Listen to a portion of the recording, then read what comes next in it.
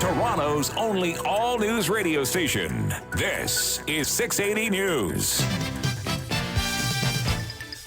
It's Thursday, July 17th. Good afternoon. I am Gia Patel. 28 degrees Celsius in downtown Toronto. Here's what's making news this hour.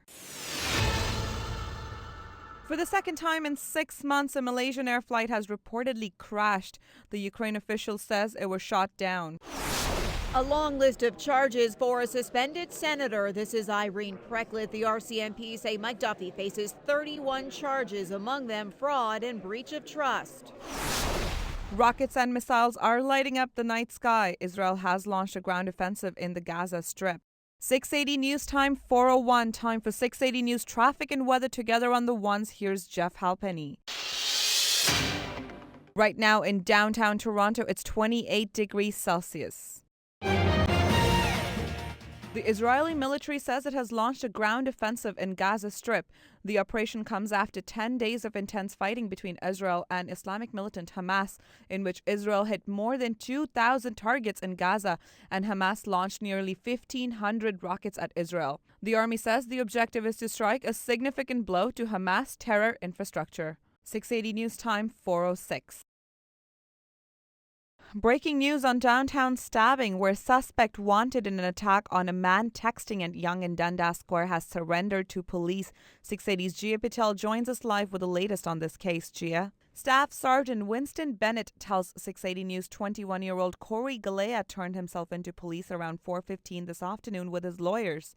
The search was on for Galea after a man was stabbed around 12:30 yesterday morning at Yonge and Dundas Square. The police say the 33-year-old victim accidentally bumped shoulders with one of the two men while he was texting on his phone and ended up getting stabbed. He remains in hospital in critical condition. Another man, 27-year-old Muhammad Ali, was arrested yesterday and charged with attempted murder and aggravated assault. 680 News, Gia Patel. Hillary Clinton has broken her silence on the problems in Ferguson, Missouri that followed a fatal police shooting.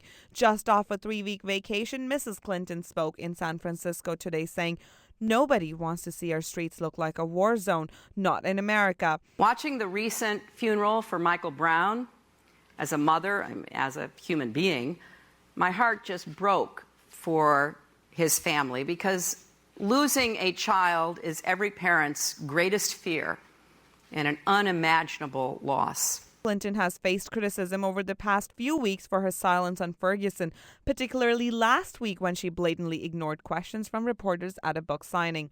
Gia Patel, 680 News.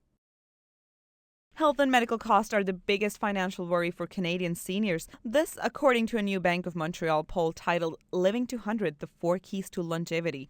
680's Gia Patel has details. The BMO study finds that 74% of those polled think medical cost will be their biggest expense later on in life. Senior Manager of Wealth Planning at BMO, Chris Buttigieg, tells 680 News that's why it's vital to have a plan in place. Those that we asked that were feeling confident about having a secure retirement, the incidence of having a financial plan was almost 5 times more. On average, those polled expect to spend nearly $5,400 in out-of-pocket medical expenses each year after they hit 65. Following medical costs, food, clothing, and other day-to-day essentials made up other bigger expenses. For 680 News, Gia Patel. Malaysian airline flight en route to Kuala Lumpur was brought down 40 kilometers from the Russian border, claiming 298 lives, including 3 infants. Airlines officials confirmed 1 Canadian passenger was among the casualties. His or her identity has not yet been released. American intelligence authorities believe a surface-to-air missile brought the plane to its tragic fate.